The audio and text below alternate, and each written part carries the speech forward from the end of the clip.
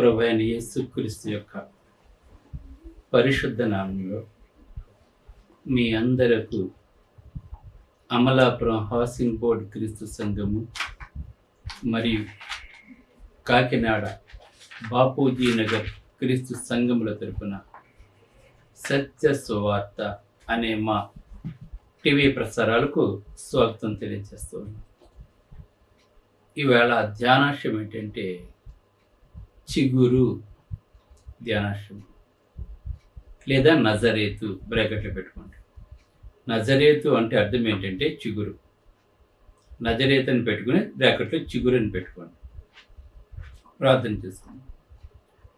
మమ్మలను మిక్కిలిగా ప్రేమించిన పరలోకమందున్న మా ప్రియ తండ్రి, నీ పరిశుద్ధ నామమునకు స్తోత్రములు స్తుతులు తెలియజేస్తున్నాను తండ్రి.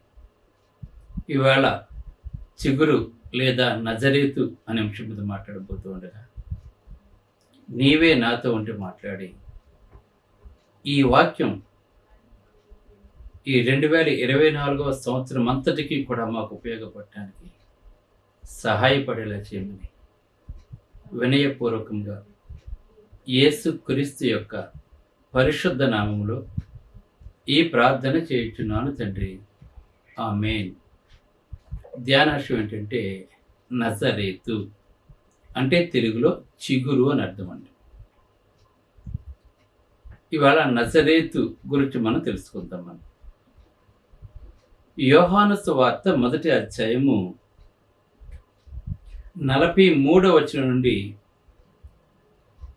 మనం 46 వచనాలు ఆ పైన మనం చదువుకుంటే నజరేతు మీద అప్పటి ప్రజలకు ఎటువంటి అభిప్రాయం ఉందో మనకు తెలుస్తూ ఉంది. ఇక్కడ 43వ వచనం కనుక మనం చూసినట్లయితే యోహాను సువార్త 1వ అధ్యాయము, మరునాడు ఆయన అంటే ప్రభువైన యేసుక్రీస్తు వారు గలిలయకు వెళ్ళగోరి ఫిలిప్పును కనుగొన్నాడు. యేసుప్రభు వారు ఆయన గలిలయకు వెళ్ళగోరి ఫిలిప్పును కనుగొన్నాడు. నన్ను వెంబడించుమని ఫిలిప్పుతో చెప్పినప్పుడు ఫిలిప్పు యేసుప్రభుని వెంబడించాడు. అంటే యేసుప్రభు యొక్క శిష్యులలో ఉండటానికి ఫిలిప్పు ఇష్టపడ్డాడండి. అతను అప్పుడు ఫిలిప్పు యేసుక్రీస్తు కూడా తిరుగుతున్నాడు. ఆయన మాటలు వింటున్నాడు. ఆయన చేసినవన్నీ కూడా చూస్తున్నాడు. ఇప్పుడు ఫిలిప్ ఏం చేశాడంటే నతానియేలు కనుగొన్నాడు. పరిచయం అండి వీళ్ళిద్దరికీ కూడా. పరిచయం లేని వాడితో మనం ఎక్కువ మాట్లాడలేము మనం. అప్పుడు నతానియేలు కనబడితే నతానియేలు గురించి మాట్లాడుతున్నాడు. నతానియేలు చాలా మంచివాడు. నతానియేలు మెషియా కొరకు ఎదురు చూస్తున్నటువంటి వాడండి. అతను నీతి న్యాయములు అనుసరించి నడుచుకొనొచ్చున్నవాడండి. అతని యందు ఏ కపటము కూడా లేదండి. నతానియేలులో స్వచ్ఛంగా యేసు ప్రభు యొక్క రాక కొరకు ఎదురు చూస్తున్నటువంటి నిజమైన ఇశ్రాయేలుడు నతానియేలు. అతన్ని కనుగొన్నాడు ఫిలిప్పు కనుగొని మాట్లాడుతున్నాడు. ఎవరు మాట్లాడుతున్నాడంటే ఫిలిప్పు 44వ వచనం, ఫిలిప్పు నతానియేలు కనుగొని 45వ వచనం, ధర్మశాస్త్రములో మోషేయు ప్రవక్తలు ఎవరిని గూర్చి వ్రాసారో ఆయనని మేము కనుగొన్నాం చెప్తున్నాడండి. మోషే చెప్పాడు. ఏమని చెప్పాడంటే నా వంటి ప్రవక్తను మళ్ళా మీలో నుండే పుడతాడు అని చెప్పాడండి. నా వంటి ఒక ప్రవక్త మీలో నుండి పుడతాడు, మీరందరూ కూడా ఆయన మాట వినాలని చెప్పి మోషే చెప్పాడు. ఎవరి గురించి చెప్పాడు అంటే ప్రభువైన యేసుక్రీస్తు వారి గురించి ప్రవచించాడండి ఆయన. అలాగనే ప్రవక్తలు ఏం చెప్పారంటే ఇర్మియా ఏం చెప్పాడంటే కన్యక గర్భవతి కుమారుని కంటుంది, అతనికి ఇమ్మానుయేలు అని పేరు పెడతారు, అతని భుజం మీద రాజ్యభారం ఉంటుందని చెప్పి యేసుక్రీస్తు పుట్టకుండగానే కొన్ని వేల సంవత్సరాల క్రితం ప్రవచించాడు. అలాగే యెషయా ఉన్నాడంటే ఆశ్చర్యకరుడు, ఆలోచనకర్త, బలవంతుడికి తండ్రి, సమాధానకర్త అని చెప్పి యేసు ప్రభు గురించి ఏలయనగా మనకు శిశువు పుట్టెను, కుమారుడు అనుగ్రహించబడును అని మాట్లాడుతున్నాడు యేసు ప్రభు గురించి. అంటే మోషేయు ప్రవక్తలు ఎవరి గురించి అయితే వాళ్ళు ముందుగానే వ్రాసారో ఆయన వచ్చాడు, మేము కనుగొన్నామని చెప్పినప్పుడు ఆయన పేరు నజరేయుడైన యేసు అని చెప్పినప్పుడు అప్పుడు నతానీయులకి ఒక గొప్ప సందిగ్ధంలో పడిపోయాడు నతానీయులు. అసలు నజరేతులోంచి మంచిది ఏదైనా వస్తుందా అని అడిగాడండి. ఎవరిని అడిగాడండి? పిలుపుని అడిగాడు. అంటే నజరేతులో నుండి మంచిది ఏదైనా వస్తుందా అని అంటే నజరేతు మంచిది కాదు అని దాని అర్థం. నజరేతులో జ్ఞానులు, ప్రవక్తలు పుట్టరనేది ఆయనకు ఉద్దేశం. ఎందుకు ఆ మాట అన్నాడు అంటే నతానీయేలు, నజరేతు అంటే దాని అర్థము చిగురు అని అర్థం అండి. అయితే నజరేతు ఎలా ఉంటుందంటే కొండలతోటి గుహలతోటి ఉంటుంది. ఆ నజరేతులో నివసించే వారందరూ కూడా నిరక్షరాస్యులు, వాళ్ళు చదువుకోలేనటువంటి వారు, మొరటవారు. అంతేకాకుండా అక్కడ ఎవరు ఎక్కువగా జీవిస్తారు అంటే రాజుకి భయపడినటువంటి వారు, లేదంటే దొంగలు, నరహత్య చేసినటువంటి వారు అక్కడ. ఎందుకంటే అది మారుమూల ప్రాంతం అండి, అది చీకటి ప్రాంతంగా పేరండి దానికి, ఆ ఏరియాకి. కనుక ఏంటంటే అటువంటి చోట్లోంచి రావటం ఏంటి అని నతానీయులకు సందేహం. ఎందుకు అంటే మనం మొదటి రాజుల గ్రంథము 9వ అధ్యాయం 11 నుంచి 13 చూసినట్లయితే గలిలియలోని 20 పట్టణాలనే సొలొమోను తన స్నేహితుడైన హీరాముకి ఇచ్చాడండి బహుమానంగా. సొలొమోను తన స్నేహితుడైన హీరాముకి 20 పట్టణాలు, గలిలీలోని ఆ 20 పట్టణాలు, ఆ పట్టణాల్లో నజరేతు ఒకటండి. 20 ఇచ్చినప్పుడు హీరాము చూడటానికి వెళ్ళాడు. సొలొమోను తనకి ఇచ్చినటువంటి పట్టణం ఎలాగున్నాయో చూడటానికి వెళ్తే అవన్నీ కూడా ఎలా కనబడ్డాయంటే నిష్ప్రయోజనమైనవిగా కనబడ్డాయండి ప్రాంతాలు. అంటే సొలొమోను తనకు బహుమతికి ఇచ్చినటువంటి ప్రాంతం ఎలా ఉందంటే నిష్ప్రయోజనము, అంటే కాబూల్ అని అర్థం అండి. కింద బ్రాకెట్లో కాబూల్ అంటే నిష్ప్రయోజనమైన ప్రాంతం అంటే. అప్పుడు సొలొమోనుతో చెప్పాడు, ఇవి నాకొద్దు, అవి నిష్ప్రయోజనమైన ప్రాంతాలు అని చెప్పాడండి. అంటే నజరేతు ఎందులో ఉందంటే నిష్ప్రయోజనమైనది. అంటే నిష్ప్రయోజనమైన వాటిలోంచి ప్రయోజకుడైనటువంటి మెస్సయ్య ఎలాగొస్తాడు అని నతానీయులకు డౌట్. అంటే ఇప్పుడు టోటల్గా మనం నజరేతు గురించి కనుక ఒకసారి మనం ఆలోచన చేసినట్లయితే అది నిష్ప్రయోజనమైన ప్రాంతము, అది ఎన్నిక లేనటువంటి ప్రాంతము. అది అంటే ఎన్నిక లేని నిష్ప్రయోజనమైన చీకటి ప్రాంతము. అంటే అటువంటి దాంట్లోంచి ఎలాగొస్తాడు మెస్సయ్య, అందులోంచి రావటం ఏంటి అని నతానీయులకు డౌట్. అప్పుడు ఫిలిప్పు వచ్చి చూడు, అవునో కాదు నువ్వే డిసైడ్ అవ్వమని చెప్పాడండి ఆయన. ఇక్కడ మనం చెప్పేది నజరేతు గురించి వేళ మనం మాట్లాడుకుంటున్నాం. అంటే నిష్ప్రయోజనమైనది, చీకటి ప్రాంతము. ఆ ప్రాంతం అంటే ప్రజల చేత తిరస్కరింపబడి అలాగనే ఏలికలు పట్టించుకోలేనటువంటి ప్రాంతం అండి అది. అది కొండలతోటి గుహలతోటి ఉండే ప్రాంతం అండి అది. అంటే ఎన్నిక లేని ప్రాంతము. ఆ ఎన్నిక లేని ప్రాంతంలో ప్రభు అయిన యేసుక్రీస్తు వారు కొంతకాలం జీవించారండి అక్కడ. ఆ ఎన్నిక లేని ప్రాంతం ప్రభు అయిన యేసుక్రీస్తు వారు అక్కడ జీవించటం వలన ఆ ప్రాంతం ఎంత పేరు ప్రతిష్టలు తెచ్చుకుందో, ఆ చిగురు ఎలాగైతే మహావృక్షం అయిపోయిందో, నిస్సారమైన ప్రాంతం ఎలా సారవంతం అయిపోయిందో ఈవేళ మనం తెలుసుకుందాం. మనం ఆ చీకటి వెలుగు ఎలాగైతే మారిపోయిందో, చిగురు మహావృక్షంగా ఎలాగైతే మారిపోయిందో, నిష్ప్రయోజనమైనది ప్రయోజనకరంగా ఎలాగైతే మారిపోయిందో ఈవేళ మనం చూద్దాం. మనం అక్కడ యేసుప్రభు పెరిగారు కనుక ఇప్పుడు అందులోంచి మంచిది ఏదైనా వస్తుందా అని సందేహపడినటువంటి నతానీయులటి వాళ్ళు అనేక మంది ఉన్నారండి. కానీ ఇప్పుడు ఆ ఎన్నిక లేనిది, నిష్ప్రయోజనమైనది చీకటి ప్రాంతము, ఆ కాబూల్ ఈవేళ ప్రపంచం అంతటికీ కూడా తెలిసిందంటే, అది మహోన్నతమైన స్థానంలోకి వెళ్ళిపోయిందంటే దానికి కారణం అంటే మన ప్రభు అయిన యేసుక్రీస్తు వారు అక్కడ పెరగటం వల్ల. అదేవిధంగా ప్రభు అయిన యేసుక్రీస్తు వారు నీ జీవితంలో కనుక ఉన్నట్లయితే, ఈ సంవత్సరం అంతా కూడా నువ్వు క్రీస్తుతో నడిచినట్లయితే నిస్సారమైన నీ జీవితాన్ని సారవంతంగా చేస్తాడు దేవుడు. నిష్ప్రయోజనమైన నిన్ను అనేక మందికి ప్రయోజనకరంగా చేస్తాడు.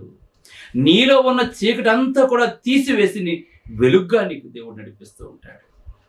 నువ్వు చిగురులా ఉండాలనుకుంటున్నావా, మహావృక్షంలాగా ఉండాలనుకుంటున్నావా, నిష్ప్రయోజనమైన వాడిగా ఉండాలనుకుంటున్నావా, ప్రయోజనమైన వాడిగా నీవు ఉండాలని చెప్పి అనుకుంటున్నావా?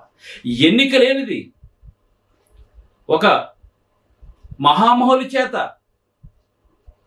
పిలిపించుకునే పట్టణంగా అది ఎలాగైతే మారిపోయిందో, ఈ 2024 సంవత్సరంలో నీ జీవితం, నా జీవితం కూడా ఎలా ఉండాలని చెప్పి కోరుకుంటూ ఈ ప్రసంగాన్ని నేను మీకు చేస్తున్నాను. నోటితో కూడా ఉచ్చరించడానికి కూడా ఇష్టపడలేనటువంటి పదం అండి ఇది, నజరేతు అనే ఊరండి. కానీ ఈవేళ మనుషులందరూ తిరస్కరించినటువంటి ఆ పట్టణాన్ని, ఆ పేరుని ఈవేళ ఎంతమంది పలుకుతున్నారు అంటే నిజంగా మనం ముందుగా చూద్దాం. చూడండి, మార్కు సువార్త 16వ అధ్యాయం 1-7 కనుక మనం చూసినట్లయితే, ప్రభు అయిన యేసుక్రీస్తు వారిని సిలువ వేసేసినప్పుడు దినాలకు మనం వెళ్ళినట్లయితే, ప్రభు అయిన యేసుక్రీస్తు వారిని సిలువ వేస్తారు. అరమతే యోసేపు సమాధిలో పెట్టారు. దాని మీద పెద్ద రాతిని పెట్టేశారు. శుక్రవారం వెంటనే విశ్రాంతి దినం వచ్చేస్తున్న సందర్భంగా ఎక్కువగా హానర్గా ప్రభు అయిన యేసుక్రీస్తు వారి యొక్క బాడీని బరియలు చేయలేకపోయారండి వాళ్ళు. అందుకని చెప్పి ఏం చేశారంటే, కొంతమంది స్త్రీలు ఆదివారం తెల్లవారుచుండగానే యేసు ప్రభువున సమాధి వద్దకు వెళ్ళారు. వెళితే అక్కడ ఆ రాయి ఎలా ఉందంటే దొర్లింపబడి ఉన్నట్టు చూశారండి వాళ్ళు వెళ్ళినటువంటి స్త్రీలు. అది ఎటువంటి రాయి అంటే ఇక్కడ తెలియజేస్తున్నాను చూడండి, 3వ వచనం. ఆ రాయి చూడండి పొర్లించబడి ఉన్నదండి. ఎందుకంటే ఇక్కడ ఏమైనా మాట్లాడుతుంటే అది చాలా పెద్దదని ఉందండి ఇక్కడ మనకి. అప్పుడు ఆ సమాధిలో ఏమైనా మాట చూడండి, నేను చెప్తాను చూడండి. విశ్రాంతి దినము గడిచిపోగానే మగ్దలేని మరియు యాకోబు తల్లి మరియు సొలోమియు వచ్చి ఆయనకు పూయవలని సుగంధ ద్రవ్యములు తీసుకుని వచ్చారు. వారు ఆదివారం పెందలకడ లేచి బయలుదేరి సూర్యోదయం అయినప్పుడు సమాధి వద్దకు వచ్చుండగా, సమాధి ద్వారము నుండి మన కొరకు రాయి ఒకడు పొర్లించునని ఒకరితోనొకడు చెప్పుకున్నారు. వారు వచ్చి కొనలెత్తి చూడగా రాయి పొర్లింపేటట్టు చూశారు. ఆ రాయి ఎంతో పెద్దనంటుండే. అక్కడ ఆ రాయి ఎంతో పెద్దదండి. అంటే 10 మంది కూడా దానిని తొలగించలేరండి. అంటే యేసు ప్రభు దేహాన్ని లోన పెట్టిన తర్వాత ఎంతో పెద్ద రాయిని అక్కడ పెట్టారండి. అంటే ఎవరో కూడా తీయలేకుండా అంత పెద్ద రాయి పెట్టారండి వాళ్ళు. అదేముందండి, అది దొర్లింపబడి ఉంటూ చూశారండి. చూస్తే వాళ్ళకి ఏమీ అర్థం కాలేదు. అప్పుడు లోపలికి వెళ్తే యేసు ప్రభు సమాధి కుడి పక్కన ఒక పడుచువాడు తెల్లని వస్త్రములు ధరించి అక్కడ ఉండటం వాడు చూచారు. చూచి వారు కలవరపడ్డారండి, భయపడ్డారండి కొంచెం వాళ్ళు. ఎందుకంటే దేవదూతలు మనకులాగా కాకుండా ఒక వెలుగుతూ ఉంటారు కనుక వారు భయపడినప్పుడు ఆ దేవదూత ఏమని చెప్పాడంటే, కలవరపడకుడి, సిలువ వేయబడిన చూడండి, మనుషులు పిలవటానికి కూడా ఇష్టపడినటువంటి, అసలు నజరేతులోంచి ఏదైనా మంచిది వస్తుందా అని చెప్పినటువంటి నతానీయులు ఆ పేరు పడటానికి ఇష్టపడినటువంటి వాడిని ఇప్పుడు ఆ పేరు పరలోకంలో వచ్చిన దేవదూతలు ఉచ్చరిస్తున్నారంటే అది ఏ రేంజ్లోకి వెళ్ళిపోయింది ఆ పేరు, మీరు అర్థం చేసుకోండి. తృణీకరింపబడిన ఆ పేరు ఇప్పుడు ఎవరు పలుకుతుందంటే ఆ దేవదూత మాట్లాడుతుంది. నజరేయుడైన యేసుని మీరు వెతుకుచున్న ఆయన లేచి ఉన్నాడు, ఇక్కడ లేడని చెప్తున్నాడు. అంటే యేసు అని చెప్పకుండా నజరేయుడైన యేసు అంటే యేసు తన ఇంటి పేరుగా నజరేతుని పెట్టుకున్నట్లుగా మనం చూస్తున్నాము. అంటే వాడబడినట్లుగా మనం చూస్తున్నాము. నజరేయుడని యేసు అని పరలోక దూతలు సంబోధిస్తున్నారంటే ఇక్కడ మనుషులందరి చేత తృణీకరింపబడి నిష్ప్రయోజనమైన నిస్సారమైన కాబూల్గా ఉన్నట్టు ఆ ప్రాంతం ప్రభువైన యేసుక్రీస్తు వారు అక్కడ కొంతకాలం పెరగటం వల్ల నజరేయుడిగా పిలువబడ్డాడు. ఇప్పుడు ఆ పేరును యేసు ప్రభు వల్ల ఆ పేరుకు గొప్ప ఘనత వచ్చేసింది. యేసు ప్రభు యొక్క పేరుకు ముందు ఆ పేరు ఉంది అంటే దానిని పరలోక దూతలు ఉచ్చరించారు అంటే ఇది ఎంత ఘనతో ఆ నజరేతుకి మనం అర్థం చేసుకోవాల్సిన వారు. అలాగే నిస్సారమైన మనము యేసుక్రీస్తుని ధరించుకున్నప్పుడు మనము కూడా మన పేరు కూడా పరలోకంలో ఉంటుంది. మన పేరు కూడా పరలోకంలో మారుమోగుతూ ఉంటుంది. ఈ పాపములతో ఉన్నప్పుడు ప్రభువైన యేసుక్రీస్తు మనకి కొరకు చేసిన త్యాగాన్ని మనం అర్థం చేసుకున్నప్పుడు, క్రీస్తులో బాప్సం పొందినప్పుడు ఎన్నికలేని మనం కూడా చిగుర్లాంటి మనల్ని కూడా దేవుడు మహావృక్షంగా చేస్తాడు. ఈ ఎన్నిక లేని మనల్ని మహాబలవంతులుగా దేవుడు చేస్తాడు. నిష్ప్రయోజనమైన మనల్ని దేవుడు ప్రయోజనకరంగా చేస్తాడనే విషయాన్ని మీరు ఈ విషయం జ్ఞాపకం చేసుకోండి. ఇదంతా కేవలం ప్రభువైన యేసుక్రీస్తు వారు కనుక అక్కడ పెరగకపోతే ఆ పట్టణానికి ఎంతటి ఖ్యాతి వచ్చి ఉండేది కాదు. ఈవేళ ప్రభువైన యేసుక్రీస్తులో కనుక మనం లేకపోయినట్లయితే మనం ఈ స్థితిలో ఉండేవాళ్ళం కాదు. మనం ఈ స్థితిలో ఉన్నాము అంటే దానికి కేవలం కారణం ప్రభువైన యేసుక్రీస్తు. ఎన్నిక లేని మనల్ని దేవుడు ఈవేళ గొప్ప జనంగా చేస్తాడు. ఈవేళ ప్రపంచంలో అనేక మందికి మనం పరిచయం చేస్తున్నాడు. ఇవాళ టీవీ ద్వారా మాట్లాడుతుంటే 8 లక్షల మంది చూస్తున్నారండి. ఇవాళ 8 లక్షల కంటే ఎక్కువ మంది ఈ ప్రసంగాలను చూస్తున్నారంటే ఎక్కడో అమలాపురంలో ఒక ప్రాంతం నుంచి మేము సువార్త చేస్తున్నాం. ఇవాళ హౌసింగ్ బోర్డు క్రీస్తు సంఘం, బాపూజీ క్రీస్తు సంఘం ఇవాళ అన్ని స్టేట్లోనూ కూడా వినపడుతుంది అంటే దానికి కారణం ఏంటంటే దేవుడు ఆ సంఘాన్ని ఈ చిగురిని మహావృక్షంగా చేశాడు. దేవుడు ఈ చిన్న సేవనే మహాద్భుతమైన సేవగా దేవుడు చేశాడు. ఇదంతా కూడా మనం తెలుసుకోవాల్సిన వారమైన పరలోక దూతలతో ఎత్తించబడింది ఈ నామం. అదేవిధంగా అలాగనే స్వస్థతలో కూడా ఈ నామాన్ని వాడుకున్నట్లుగా మనం చూస్తున్నాం. అపోస్తలుల కార్యం 3వ అధ్యాయం మొదటి నుంచి కనుక మనం చూసినట్లయితే పగలు ఇంచుమించు 3 గంటల వేళ పేతురు యోహానులు శృంగారం అనే దేవాలయానికి వెళుతూ ఉన్నారండి. వాడు శృంగారం అంటే యెరూషలేము దేవాలయానికి వెళ్తారు. అది చాలా శృంగారమైన, చాలా అందమైంది అనమాట. అందుకని చెప్పి శృంగారమైన దేవాలయం అని చెప్పి ఆ దేవాలయాన్ని పిలుచుకునేవారని, అందమైందని చెప్పేసి ఆ కట్టడం. అప్పుడు ఒక కుంటివాడు తన ఇరుగు పొరుగు వారి చేత, బంధువుల చేత మోసుకుని వచ్చి ఆ మెట్ల దగ్గర అతను కూర్చుని పెట్టేవారు. ఆ దేవాలయానికి వెళ్ళే వారందరి దగ్గర కూడా అతను భిక్షం అడుక్కునేవాడండి. అతను లేవలేని స్థితిలో ఉన్నటువంటి వాడు, కుంటివాడండి. అతను చీలమండల వంకరైపోయి నడవలేని స్థితిలో ఉన్నప్పుడు కొంతమంది ప్రతిరోజు కూడా తీసుకొచ్చి అక్కడ కూర్చుని పెట్టి భిక్షం అడుక్కున్న తర్వాత మళ్ళా వాళ్ళు వచ్చి మళ్ళీ తీసుకుని వెళ్ళిపోయేవారండి. అది అతని జీవనాధారం. పేతురు యోహానులు వెళ్తూ ఉన్నప్పుడు వారిని చూచి వాళ్ళని భిక్షం అడిగాడు.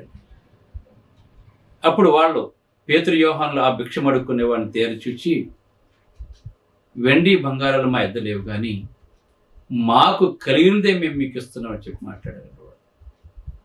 అడుక్కునే వాళ్ళకి ఏం కావాలంటే వెండి కానీ బంగారం కానీ డబ్బు కానీ కావాలి. కానీ వీళ్ళు ఏమంటున్నారు, వీళ్ళు ఏదో చేస్తారని చెప్పి అనుకున్నప్పుడు వాళ్ళు వెండి మా దగ్గర లేదు, బంగారం మా దగ్గర లేదు, అయినా కానీ మాకు కలిగిందే మేము ఇస్తామని చెప్తున్నాడు. ఈవేళ దైవజనుల దగ్గర ఏముంటుంది?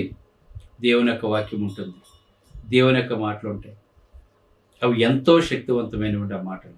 ఇప్పుడు మేము ప్రకటిస్తున్న మాటలు ఎంతో శక్తివంతమైనవండి. వెండి కంటే, బంగారం కంటే, భూమి కంటే, అన్నిటికంటే కూడా గొప్పవాడిని మేము ప్రకటిస్తున్న మాటలు. బుద్ధి జ్ఞానంలో సర్వసంపదలు కూడా ఈ వాక్యం అందే గుప్తమై ఉన్నాయి. నిన్ను మరణం నుంచి విడిపించేది కూడా ఈ వాక్యమే, నిన్ను బ్రతికించేది కూడా ఈ వాక్యమే, నీ జీవితాన్ని బాగు చేసేది కూడా ఈ వాక్యమే, అనేక మంది నిత్యజీవాన్ని నడిపించేది కూడా ఈ వాక్యమే. ఆ వాక్యం మా దగ్గర వెండి బంగారాలు మా దగ్గర లేవు కానీ మాకు కలిగిందే మీకు ఇస్తున్నప్పుడు అతను కొంచెం ఎలా ఉంటుందంటే, వెండి బంగారము లేదన్నప్పుడు అతను దేన్నైతే ఆశిస్తున్నాడో అది లేదని తెలిసాడు మనం బాధపడుతూ ఉంటున్నాం. అయితే ఇంకొక మాట చెప్పాడు, మాకు కలిగిందే మేము ఇస్తున్నాం అని చెప్పేసి వాళ్ళ దగ్గర ఏముంది? పేతురు యోహాను దగ్గర ఏముంది? గొప్ప పరిశుద్ధాత్మ వరం ఉందండి దేవుడు. వాళ్ళ పరిశుద్ధాత్మలో బాప్తిసం పొందారండి. వాళ్ళు మాట్లాడుతున్నారండి. అన్నప్పుడు వాడు అతని చెయ్యి పట్టుకుని నజరేయుడైన యేసుక్రీస్తు నామమున నడవమని చెప్పారండి. వాడు యేసుని అనేచ్చండి వాడు. కానీ ఎవరైతే ఆ నజరేతును తిరస్కరించారో, ఇప్పుడు వీళ్ళు ఎవరు? అపోస్తలులు. ఆ స్వస్థతలో ఏమైనా మాట్లాడు, నజరేయుడైన యేసుక్రీస్తు నామం లేచి నడవమని చెప్పినప్పుడు వాడు దిగ్గున లేచి నడవసాగాడండి. గంతులు వేస్తూ సంతోషంతో దేవుని మందిరంలోకి వెళ్ళిపోయాడు. చూసారా, అపోస్తలులు కూడా ఆ నజరేయుడైన యేసు అని చెప్పి యేసుక్రీస్తుకు ముందు నామంగా ఆ నజరేతును వాడారండి. ఒకప్పుడు ఉచ్చరించడానికి ఇష్టపడలేని నామం మనం తెలుసుకోవచ్చు వారు. మేము అదేవిధంగా పౌలు మాట్లాడుతున్నాడు. అపోస్తలుల కార్యములు 22:3-8 చూసినట్లయితే అక్కడ మాట్లాడుతున్నాడండి. నేను క్రైస్తవుని హింసించడానికి తాకీదులు తీసుకుని నేను దమస్కు వెళ్తున్నప్పుడు ఒక గొప్ప వెలుగు మమ్మల్ని ఆవహించింది. గొప్ప వెలుగు. అది చూడలేక నేను గుడ్డివాడైపోయి నేల పడిపోయాను. అప్పుడు నాకు ఒక స్వరం పడింది, సౌలా సౌలా హేళ నువ్వు నన్ను హింసించున్నావు అని చెప్పి స్వరం నాకు వినపడింది. అప్పుడు నేను గుడ్డివాడిగా నాకేమీ కనపడక నువ్వెవరో ప్రభడినప్పుడు నీవు హింసించుచున్న నజరేయుడగు యేసునని చెప్పి యేసు చెప్పుకున్నాడు. నేను చూడండి, మనుషులు ఉచ్చరించడానికి ఇష్టపడేటువంటి నామాన్ని దేవుని కుమారుడ ఆ నామాన్ని తన ఇంటి పేరుగా పెట్టుకుని నజరేయుడైన యేసుక్రీస్తు నజరేయుడైన యేసుని చెప్పుకున్నాడంటే ఆ నామం ఎంత హెచ్చించబడిందో మీరు అర్థం చేసుకోండి. కనుక నీవు నేను కూడా యేసు ప్రభువును ధరించుకున్నప్పుడు నీ జీవితం నా జీవితం కూడా హెచ్చించబడుతుంది. చిగురు మహావృక్షంగా మారుతుంది. నిష్ప్రయోజనమైన మనం ప్రయోజనకరంగా ఉంటాం. మనం చీకట్లో ఉన్న మనము వెలుగుగా ఉంటాం. మనం అనేక మందికి వెలిగిచ్చేవారుగా మనం ఉంటాం. మనం క్రైస్తవం అంటే అనేక మందికి వెలిగిచ్చేదండి. కనుక నీవు కూడా ఈ నజరేతులాగా చిగురు మహావృక్షంలా ఉండాలని, ఈ సంవత్సరం అంతా దేవుని కృప నీకు ఉండాలని, ఎన్నిక నీవు బలమైన జనంగా ఉండాలని, అది క్రీస్తులో మాత్రమే సాధ్యం. కనుక నీవు నేను ఎలా ఉండాలని కోరుకుంటూ ప్రార్థన చేసుకుంది. ప్రేమ గల తండ్రి, దయగల దేవ, నజరేతు గురించి వాడు చెప్పడం జరిగింది. ఆయన చిగురును మహావృక్షంగా మార్చిన దేవుడు తండ్రి. ఇవాళ మా జీవితాలు కూడా ఒకప్పుడు ఎటువంటి జీవితాలు తండ్రి. ఈరోజు ఏ స్థితిలో ఉన్నాం ప్రభు, అది కేవలం నీ కృప తండ్రి. క్రీస్తుని ధరించుకోకపోతే మాకు ఈ స్థితి ఉండేది కాదు ప్రభు, రక్షణ ఉండేది కాదు తండ్రి. పాపము మరణము మా కొరకు ఎదురు చూచే తండ్రి. పాపం నుండి మరణం నుండి మమ్మల్ని విడిపించి నీ రాజ్యవాసిగా చేసి మా పేరు నీ జీవగ్రంథం ముందు వ్రాసుకున్నందుకు వందనాలు తెలియజేస్తూ ఈ సంవత్సరం అంతా కూడా ఈ వాక్యాన్ని ఎవరైతే ఉన్నారో తండ్రి వారిని చీకట్లోంచి ఆశ్చర్యకరమైన నీ వెలుగులోకి నడిపించడం తండ్రి. చిగురును మహావృక్షంగా చేయ ప్రభు, నిష్ప్రయోజనమైన వారి జీవితాలను ప్రయోజనకరంగా చేయమని ఈ సంవత్సరం అంతా నిన్ను వెంబడించి నీతో నడిచి నీ కృప పొందే అవకాశం ఈ ప్రసంగం ద్వారా ప్రతి ఒక్కరికి దయచేయమని, ప్రతి ఒక్కరు హృదయవాంఛన తెచ్చమని, అమలాపురం కాకినాడ స్థలాల కొంచెం చెట్టుబడి నిర్మించుకోవాలి తండ్రి. అనేక మంది దాతలను ప్రేరేపించి అలాగనే ప్రభు నీ గుప్పులిప్పు మమ్మల్ని ఆశించి మా సేవ యొక్క సరిహద్దులు విసారపరిచి నేను నా కుటుంబం ఎల్లప్పుడూ నీ సేవ చేసేలా చేయమని క్రీస్తు నామములో ఈ ప్రార్థన చేయించున్నాను తండ్రి. ఆమేన్. మీ అందరికీ వందనములు. God bless you. Brother George Raju Vara, church of Christ, housing board, Amalapuram, near KIMS medical college, Konaseema district, 523201. Mobile number 9848730355, 92933174887. Email ID georgerajuvara@gmail.com. Website www.helpingforpoor.com.